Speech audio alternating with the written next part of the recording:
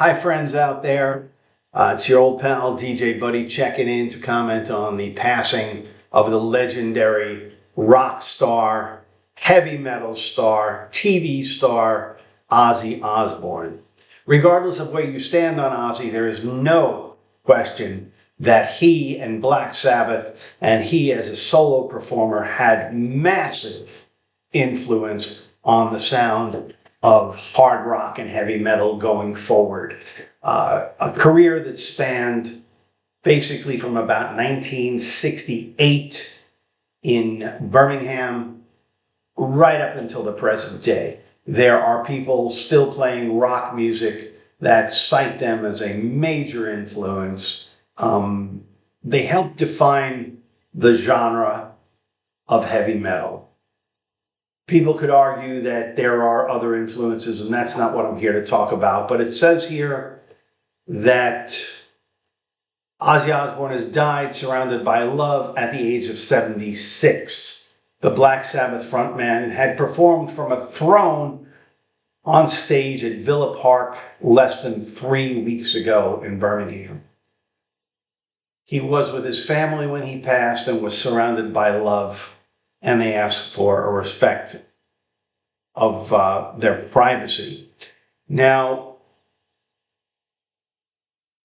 Ozzy and Black Sabbath were one of those bands that had a distinct sound. You could hear that fuzzbox guitar. You could hear that heavy bass, the heavy drums, and Ozzy's voice carried along like an instrument with it, and it created this huge mood. Today, there are videos, and there have been for a long time, but their music could paint a picture. You could see it. And that's hard to conceive for younger people who are so used to having visuals with their music. That was my big takeaway from Black Sabbath. You could kind of see in their darkness, which brings me to a point. I don't know where Ozzy Osbourne stood spiritually. I don't know if he was at peace with God. His nickname was the Prince of Darkness. Now, whether that is just a character he played, like Alice Cooper always refers to Alice in the third person, similar to somebody that might say played Dracula. I don't know where Ozzy embraced it. And that was between him and God. I hope that certainly they made peace. I don't think he was genuinely evil. I don't. But I do believe their music had some dark influences for certain people. I witnessed it personally growing up in the 1970s. There were a lot of people that took drugs and would hallucinate. Some would overdose. People glorify that time, and don't get me wrong, folks, it was very hands-off and it was very exciting in many ways, but I've often said that it's a miracle we survived it. We didn't have phones, we didn't have monitoring, we didn't have surveillance. People could do things as minors that are unimaginable today, and it was glorified in some of this music, quite frankly.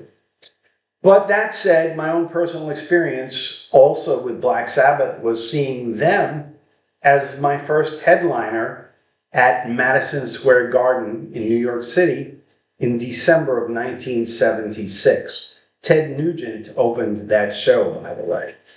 And to this day, I still remember the opening of that show. The seats that me and my friends had, the late Jack Stern, my good pal Bobby Leone, were behind the stage. And in those days, bands would account for that. So they did not just play to the front of the audience, they would somewhat play to behind the stage. And we could have been maybe 25 feet, maybe, from Ozzy and the band and seeing them. And I'll never forget it. The stage filled with smoke, and there was some flames on the stage. Kiss had already been doing that.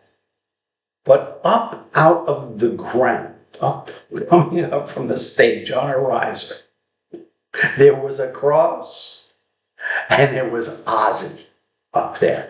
Now, as a Christian, that is sacrilegious.